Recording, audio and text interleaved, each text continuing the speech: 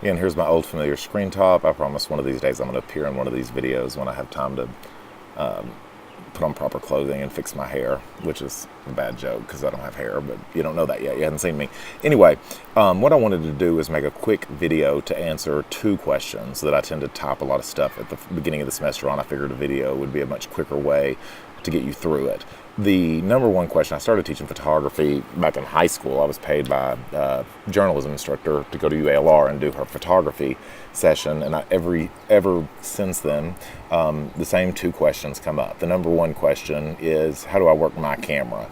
And my simple answer is always, I don't know. It's not my camera, it's your camera. Again, there are a bazillion cameras out there, and unless you have the same kind I do, I can give you an idea if you call me, but I don't know how it works. And you saw some different modes and things that I've done, and the book will talk about some, and we'll move past that. But the key is, read your manual. I thought I was above reading my manual when I was in college, and then I discovered, wow, I learned a lot of new stuff here. Number two question, and I've already had this one from a lot of people. What kind of camera do I need for this class? That's a loaded question. The answer is a camera. And again, I would say, I could very easily say, we'll go online here. I could very easily say to you, well, why don't you get, and I've bookmarked some pages here. I would go with a Canon EOS D1. Now let me kind of explain here too. What's going on? Why is it dark? Professional photographers kind of fall into cameras go. There's basically Nikon and Canon are your two biggest brands, and those are the only ones that really go super high end. And it's not like a Mac person versus a PC person. There's different qualities there and so on. But the kind of like Chevy people and Ford people, I don't know, there's some kind of difference, enough to have bumper stickers that have pictures of cartoon characters peeing on the brand from the other one. But, Nikon people and Canon people, I've heard people kind of argue, there's not that much difference, in my opinion. It's just when I tried a Nikon camera, the lens screwed on the wrong way, and we all know it's righty-tighty, lefty-loosey, not lefty-tighty, righty-loosey. That doesn't even make sense. So I just didn't care for that, and I started with Canon, and you stick with it, and that's why you'll notice here, now, I was joking here, I don't expect anybody in here to buy a $6,000 camera. I don't even own this camera. But what I would say is, if you can afford it and are serious about this, you want what's called a DSLR, or a digital single lens reflex. It used to just be called an SLR. And the difference is, these are ones that have the lenses that you can take out and put back in. That was one of the great things. I started as a high school photographer, and I still shoot with one of my lenses I shot with in high school. Why? Because even though I had a much cheaper camera back then, it can be replaced. It can be, it can go on to another Canon camera. So I may have had 10 Canon cameras at least in my lifetime. All the lenses still fit, all the lenses still work, the flash, all of that other kind of stuff. And it's the same way with Nikon. But that is a DSLR, right? That's a pretty high end. Now, again, I'll show you quickly. Here is pretty much the lowest end Canon DSLR I pulled up on, and that's still a pretty steep price. But, the good thing about this, and I'm going to get to how you don't have to spend, if you're freaking out yet, you don't have to spend a whole lot of money on a camera. But that's still a pretty high, seems like a steep price. But the great thing about the Rebel is it's a good starting camera.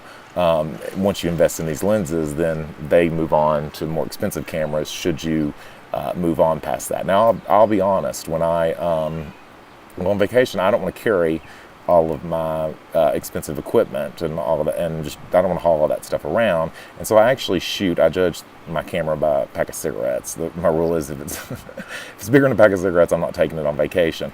And so here is a Canon ELPH, and this is, that's a $149 price point. You don't even need to spend that much, but it gives me everything that I need to do with with a much lower price point.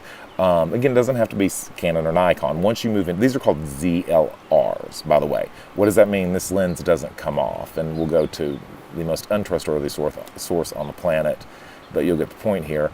Wikipedia, ZLR means zoom lens reflex. Okay, that basically means that this lens does not come off, and that's what a lot of us have. That's what that ELPH was, and those are fine cameras. but you just are kind of stuck with it. When it stops working, it doesn't. Here's an Olympus, there's Sony, there's, you name it. The brands are out there. And they're all generally fine.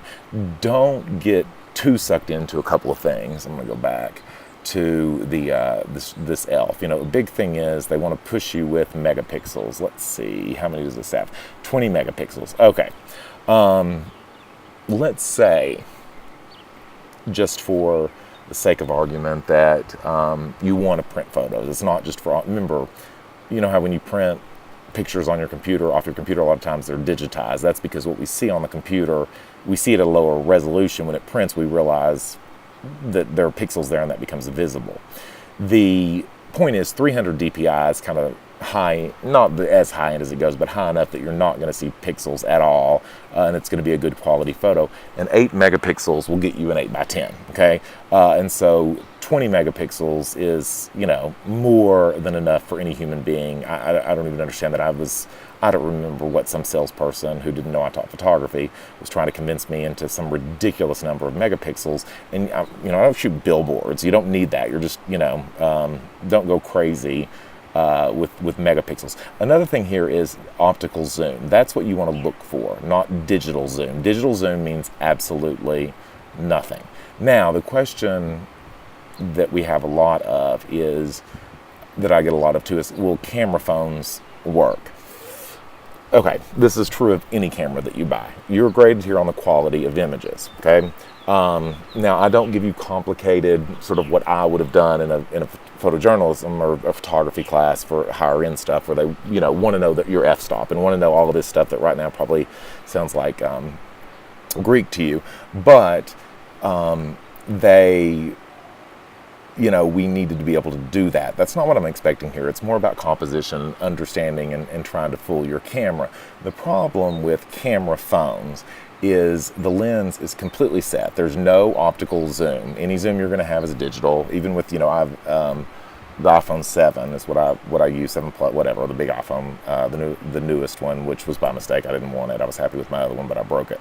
The point is, it's still, you can't adjust the shutter size. You can't adjust a lot of the different things that you can't adjust. They fake it, but you're not gaining anything, okay?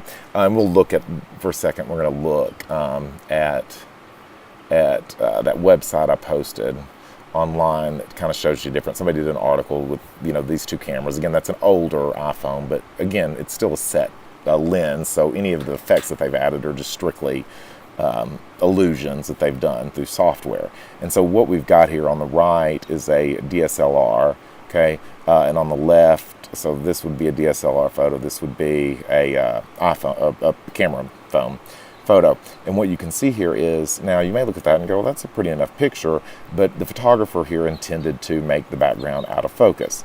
We call that controlling the depth of field. Notice you can't do that really too well with a camera phone, whereas look at the difference you can do with a DSLR, okay? Again, here, these two may look similar enough to you. You look at that and that's not a bad nature photo. That's with a camera phone. But notice the, especially in this tree over in this area, notice the quality you get and the color saturation and, all the differences there. Again, there's a link to this website, so you can go and look through at some of the differences in these, but some of them are pretty amazing on the differences between the two cameras. Again, here's your camera phone, not such a great photo. Here's a DSLR, okay? Great example, night, your phone is not great for, as opposed to a DSLR. Same thing here, again, that would be your phone, that would be a DSLR. Here's the great one, phone, a DSLR. Okay. The big thing is, if you can't afford a decent camera, again, or a great camera, just know the limitations of your camera. I mentioned focal point, and we'll go through a lot of this stuff. The biggest rule that I have in this class, more than anything, in fact, rule number one, and it seems so obvious now that I'm shocked that students don't even consider this, is the number of students who I have who turn in photos that are just completely out of focus, which is ridiculous. So we're going to look at rule number 1 of this class. I'm going to pause 30 seconds and let you stare at it, and hopefully it will sink in.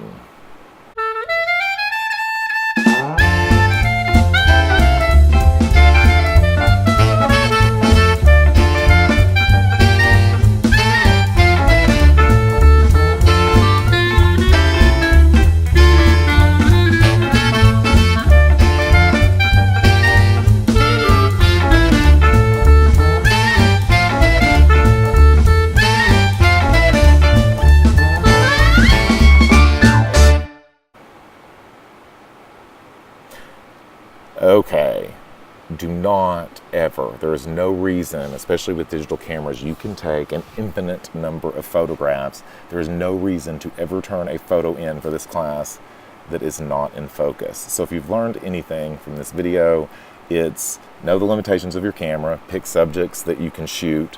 If you have questions about specific cameras, I will be more than happy to suggest them. Other than that, I think we're good, so I will see you all next time. Loibner-Waitkus.